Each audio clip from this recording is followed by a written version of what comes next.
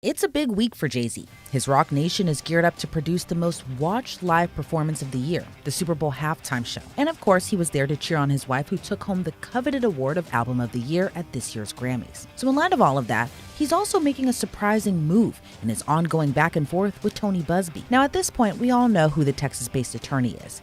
For the longest time, there was this silent tension hanging over the entire industry, a cold fog that everyone felt but nobody dared to speak about. People acted like everything behind the scenes was glamorous. Who intend to bring civil claims in civil court against Sean Diddy Combs, as well as claims against many other individuals and entities that we will name as defendants as we file these individual cases. And of course, we know later that Jane Doe, who is being represented by the Texas attorney, filed a suit a couple weeks after this press conference accusing Diddy of raping her when she was just 13 years old. Then amended that complaint weeks later, adding Jay-Z, Sean Carter's name to that child rape lawsuit alongside Diddy. A female celebrity was also mentioned in that complaint as well. However, her identity has since remained a mystery. Since that happened, first, let me say both Sean Combs and Sean Carter have denied those accusations. Diddy's team said, quote, "In court, the truth will prevail, that Mr. Combs never sexually assaulted or trafficked anyone, man or woman, adult or minor." Meanwhile, Jay-Z made a scathing statement of denial, mainly targeting Tony Buzbee. He said in part, quote, "My lawyer received a blackmail attempt called a demand letter from a lawyer named Tony Buzbee.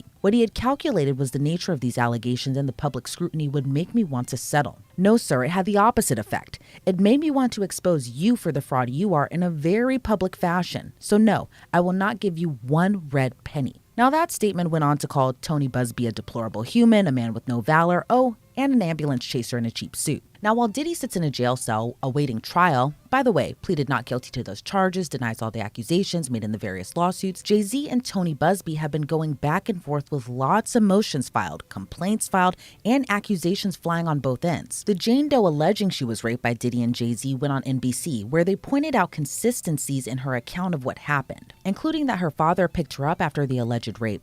Her father later told NBC he didn't recall that.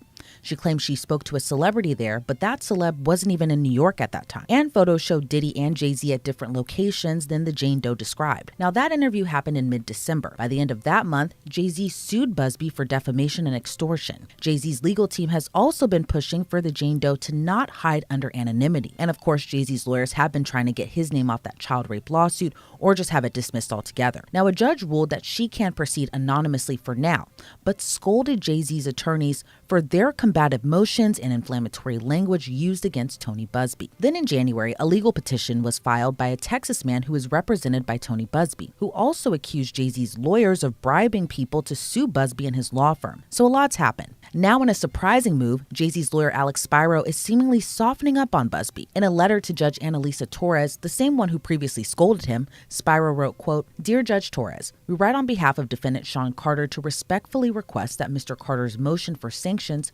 pursuant to Federal Rule of Civil Procedure 11 be withdrawn at this time without prejudice. We have discussed this matter with counsel for plaintiff who consents to this submission and agrees the withdrawal is without prejudice." And that motion was terminated. So what does it mean? Last month, Jay-Z's lawyer asked the court to impose sanctions against Buzbee for allegedly failing to do a reasonable investigation before filing the rape allegations against him. Jay-Z's lawyer even pointed out that Buzbee admitted to not even meeting Jane Doe before he signed off on her complaint. But Buzbee maintains the case was appropriately vetted. So while the move from Jay-Z's lawyers was surprising, it might also be a part of their strategy. At this time, neither Jay-Z, his legal team, or Tony Buzbee have publicly responded to this surprising move. But it's likely not the end of this ongoing legal saga, and we could hear more very soon. Let's unpack this further with attorney and litigator Rich Schoenstein. Rich, always great to see you. What's your reaction to this move done by Jay-Z's lawyer Alex Spiro? Are you surprised that he asked the judge to drop the motion for sanctioning Tony Buzbee?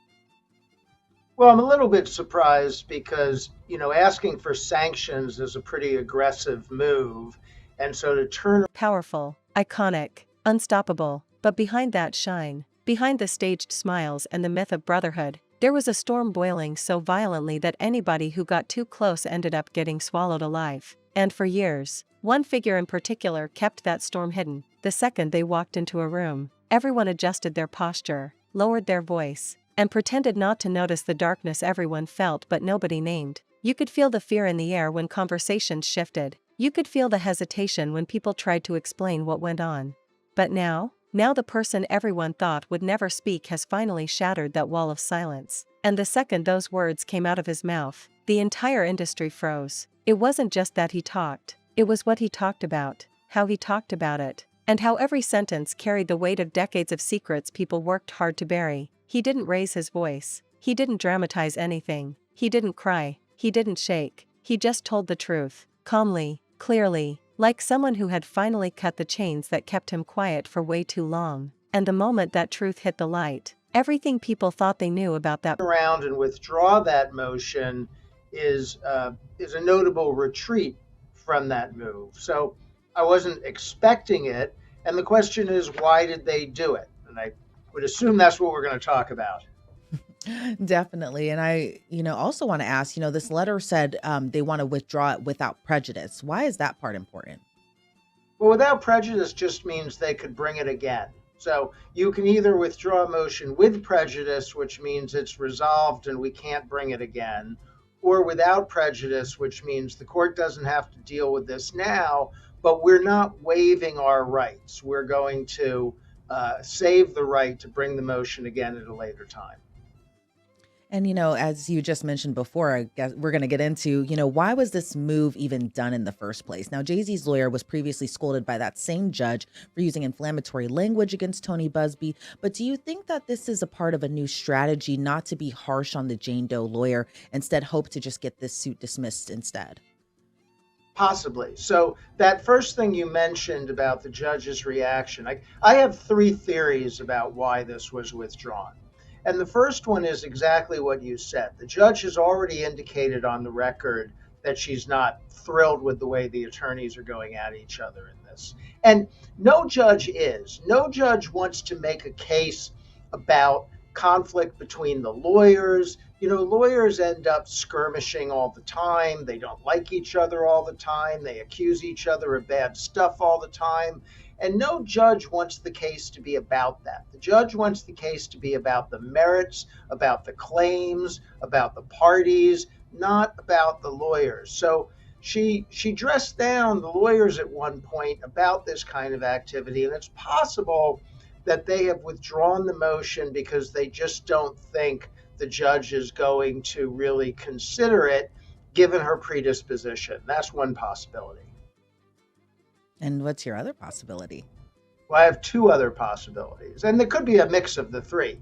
The second possibility that occurred to me is, for some reason, the people who brought the motion, and that's the Quinn Emanuel firm, no longer think the motion is that strong. It's possible they've evaluated things. It's possible, they were claiming that the plaintiffs didn't vet the claims enough and made representations in the complaint that could not have been true. And maybe with further analysis, they've come to a view that the allegations in the complaint are not so demonstrably false that you could prevail on a motion for sanctions. Remember, a motion for sanctions is really hard to win on. I mean, they're very infrequently granted, especially in a contentious case like this. So I wouldn't have expected it to be granted anyway. So the second possibility is that Quinn Emanuel just decided it's not the best motion. It's not our best. We have a separate motion to dismiss the complaint against our client. That's the motion that we want to see through. That's the motion we want the judge to focus on. We want her to focus on the merits and dismiss the claims against our client. We don't care about the sanction stuff. We're going to get it go. And my third theory, which I have no basis for other than sheer speculation, I want to say that up front, is that there's some kind of deal here between the lawyers. The lawyers have accused each other. Powerful empire crumbled like dust. He described a world nobody wants to believe is real, a world where loyalty meant silence, where success meant obedience, where power meant control. He talked about nights where the atmosphere around him felt wrong, where something in his spirit told him he needed to get out, but he didn't know how. He talked about private rooms where the energy shifted the moment the door closed. He talked about situations where he felt trapped, watched, studied, expected to play along with whatever was happening even when it didn't sit right with him. And the craziest part? He wasn't emotional when he said it. He didn't rant. He didn't lash out. He spoke like someone who had been holding these memories under his skin for so long that finally releasing them felt like breathing for the first time. And the person he talked about? The one who built the empire everyone used to admire? The one people swore was untouchable? Yeah, that illusion shattered instantly, because according to him, the empire wasn't built on talent and grind. It wasn't built on mentorship and opportunity. It was built on Other, right? Busby's accused Quinn Emanuel of going after his clients and trying to get them to bring malpractice cases. Quinn Emanuel's gone after Busby and accused him of trying to drum up clients to bring claims against Combs and against Jay-Z. And maybe the attorneys have reached some sort of understanding about the ground rules. Maybe not, but maybe they have, and letting this motion go is part of that understanding. That would be my third possible reason. Yeah, and I know you mentioned that it's speculation, but I think by you kind of explaining that, I feel like that might also be very plausible. I want to go back to what you said during kind of your second explanation, where, I'm sure Jay-Z from his side, he probably wants this lawsuit just to be, or this complaint to be dismissed, or not even amended in the first place, made in the first place. Obviously, nothing goes away in the blink of an eye, excuse me. But in your opinion, watching all of this legal back and forth that's been unfolding these past few months, do you think there is enough to dismiss, or do you think at a point this will even get litigated? I think it's going to get litigated. If I had to guess, I haven't really studied the complaint against the motion to dismiss, so I don't have a advanced opinion about it. But my reaction to it is that the complaint accuses him of some very bad stuff, and that ought to be enough to move the case forward. That's my guess. Now, remember, at the outset of these litigations, we go through kind of a honing phase where the dispute is sort of narrowed down to certain parties and certain claims. And sometimes the motion to dismiss doesn't get rid of the case entirely, but it gets rid of some of the claims, or it gets rid of some of the parties. I see today, by way of example, there's a brand new filing dismissing defendant Bad Boy Records LLC. There were separate claims against that company, and I don't know where all these companies fit in the pantheon of Bad Boy Records, but that company has been dismissed voluntarily from the action. And you'll see that kind of thing at the beginning of civil litigation. The parties and the claims have to be sorted out, and then the case can proceed with discovery. And we do want to mention to our viewers there that even though Bad Boy Records was dismissed off that complaint, Sean Carter and Sean Combs are both still named there. I also want to talk to you, Rich, about a point that Jay-Z's lawyer made previously, and that was that Tony Busby never even met with this Jane Doe, despite saying in that press conference back in October that his firm vetted all of the claims. What are your thoughts on that, given that Busby is standing behind Jane Doe and the allegations that she made? Yeah, well, so Busby, or certainly somebody from Busby's office, should be meeting with these plaintiffs before bringing claims. I mean, you should always meet with your client before you go charging into court with a claim, but all the more so when they're salacious, provocative, inflammatory claims like the ones in this case. You do have an obligation to make sure there's a good faith basis for proceeding with the claims. You have to make sure there aren't any red flags that would indicate the claim is false or being concocted, just to extort the parties. You have to do some due diligence. And Busby runs a big firm, and he says he has 120 or on manipulation, secrets, control, fear. It was built on making sure everyone stayed dependent, loyal, indebted, scared. He revealed that nothing inside that empire happened by accident. People weren't invited because they were talented. They were invited because they were useful. They were kept close because they were easy to influence. They were praised loudly in public but monitored quietly in private. Every success story that the world celebrated had a darker version behind the curtain. Every relationship people assumed was genuine was actually a transaction. Every moment of mentorship was carefully engineered to keep people trapped. He said there were nights when he felt like a guest inside a world designed to break him. Nights where the energy was so intense, so heavy, So wrong that he would leave feeling like he needed to wash the air off his skin. Nights where laughter felt forced, where smiles felt fake, where conversations weren't conversations at all but tests. Tests to see if he was loyal, tests to see if he would comply, tests to see how far he could be pushed. And actually interviewed her. And they looked into this case. They looked into her claims. And here's what the filing says. NBC News journalists determined that a number of allegations were either false or highly doubtful. For example, paragraph 44 of the complaint claims that the party, again, this is the party where she claims she was assaulted, the party occurred at a large white residence with a gated U-shaped driveway that was approximately 20 minutes from the VMAs by car. But photographs show that after the VMAs, Mr. Carter attended a party at Lotus, a nightclub in New York. And by the way, there is a photo included here, provided by Alex Spiro, of Jay-Z at what appears to be a party with a lot of people. Later on in the memorandum, he writes, other photographs from that evening also show Mr. Combs with his then-girlfriend, the musician and actress Jennifer Lopez, at two different establishments, Lotus and Twirl, neither of which was a large residence with a U-shaped driveway. And there is another photo that is included. This time it's of the pair, Jennifer Lopez, Sean Combs, and there is a caption at the bottom that says that they are at a MTV Video Music Awards after party at Twirl on September 7th, 2000. But that is not the only alleged inconsistency. You see, Jane Doe has claimed in her complaint that she was able to escape this situation and run away to a nearby gas station, call her father to pick her up. Well, the filing says, paragraph 60 states that after the alleged assault, plaintiff's father drove to pick her up.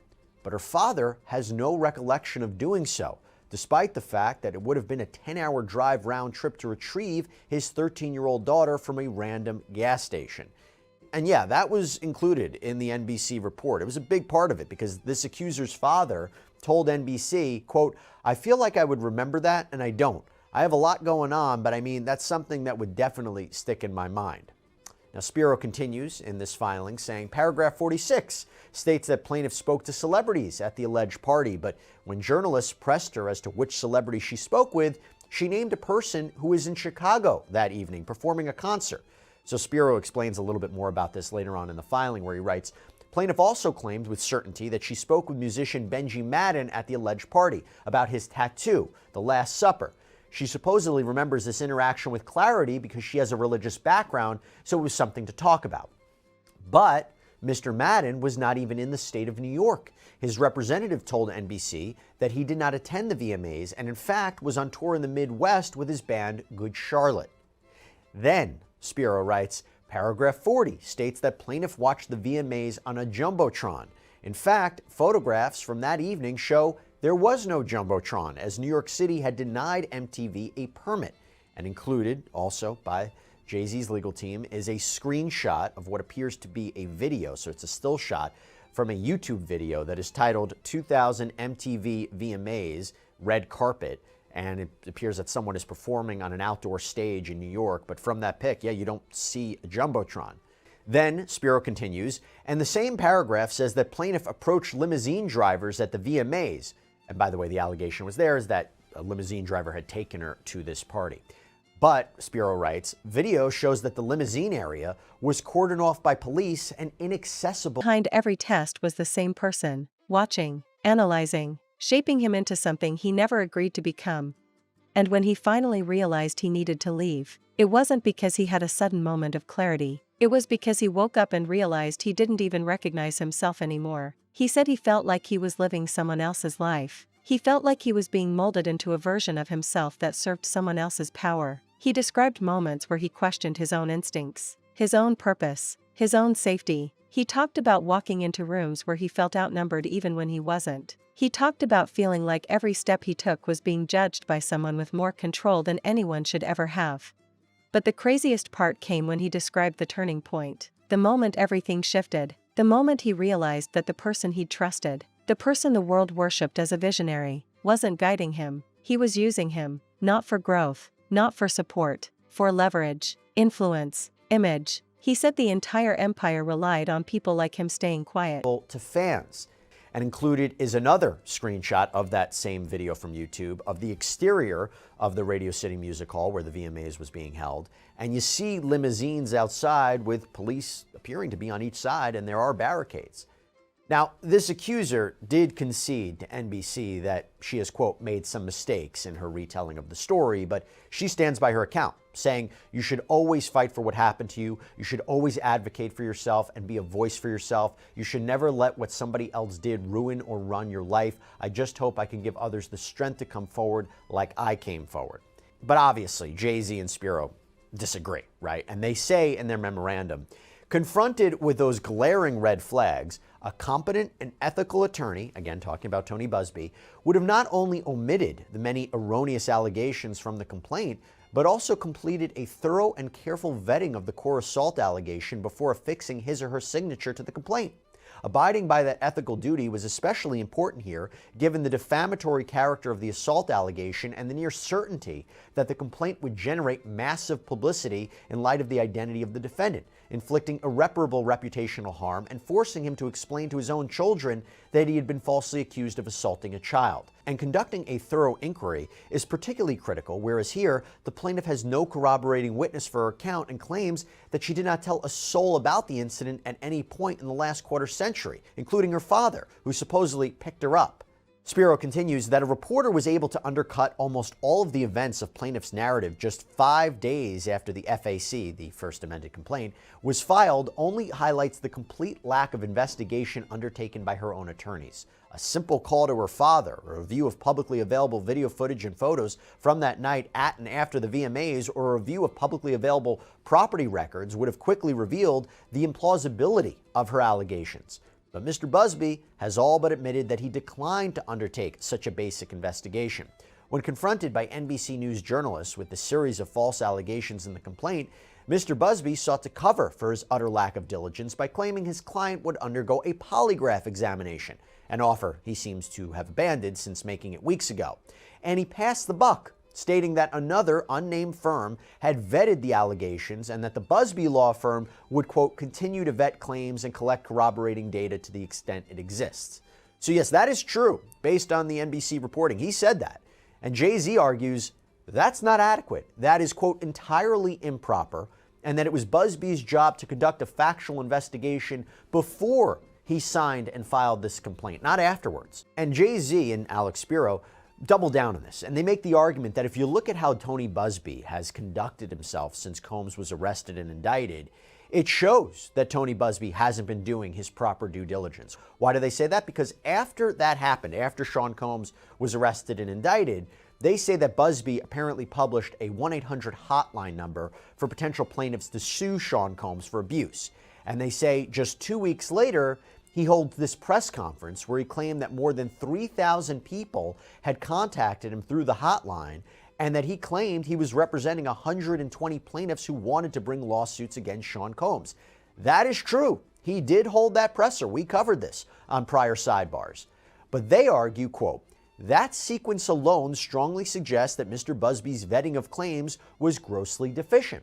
Even assuming Mr. Buzbee set up the hotline on the same day that Mr. Combs' indictment was unsealed, the sheer number of calls that Mr. Buzbee allegedly received within the 2 weeks between the unsealing and the October 1st press release indicates that Mr. Buzbee could not possibly have vetted every caller's allegation. Staying grateful, staying loyal even when loyalty was killing them. And once he saw that, everything else became clear. Every uncomfortable moment, every strange encounter, every bizarre situation he had brushed off, it all clicked. And once he understood the truth, he knew he had to run. He talked about leaving like it was an escape, not a career decision. He said he left quietly, without a farewell, without confrontation, because deep down he knew that if he tried to walk away loudly, the empire would crush him, not physically, not violently, emotionally, socially, professionally. It was a system built to punish anyone who didn't fall in line. And once he left, he spent years trying to forget, trying to rebuild, trying to convince himself that the things he experienced weren't real. But trauma doesn't disappear just because you walk away from the source. And now that he's speaking, everything suddenly makes sense. All those rumors people whispered about but never confirmed. All those strange stories that Allegations to the extent necessary to establish the veracity before signing up 120 of them as plaintiffs. But within weeks of his press conference and in an apparent rush to be the first attorney to get claims on file against Mr. Combs, Mr. Busby filed 15 lawsuits on behalf of individuals who contacted him via the hotline in this court alone. So the basic argument was that Busby didn't properly vet these claims, that he appears to not even spoken to the accuser's father, which would have been a simple thing to do. And when he started to see cracks in this case, he should have withdrawn the complaint. And they argue that he is not engaging in his ethical responsibilities. And they even go so far as to suggest that maybe that is why he has not obtained temporary admission to practice law in this court, the Southern District of New York, for this case. Because in the law, we call that pro hoc vice. That's where you're temporarily admitted to try a case in a jurisdiction that you're not otherwise admitted to. We talked about this previously on another episode of Sidebar because he was defending himself, Tony Busby, in a prior filing. And he was basically saying, look, I'm not trying to avoid being sanctioned. I'm not trying to avoid the court having authority over me to avoid being sanctioned. And he wrote, I am a member of the State Bar of New York and am admitted to the Eastern District of New York. I intend to apply for reciprocal admission to the Southern District. Again, that's where this case is being held. The fact that I have signed pleadings and letters filed in this court does not reflect any attempt by me to evade responsibility for anything. However, Jay-Z and his legal team, they write here in this filing that Busby, quote, has not even sought interim admission pro hoc vice while his application is pending, despite signing more filings over the ensuing weeks. Whether that reflects an improper effort to avoid the jurisdiction of this court or just a failure to act with anything approaching reasonable diligence, it reinforces the propriety of imposing sanctions here.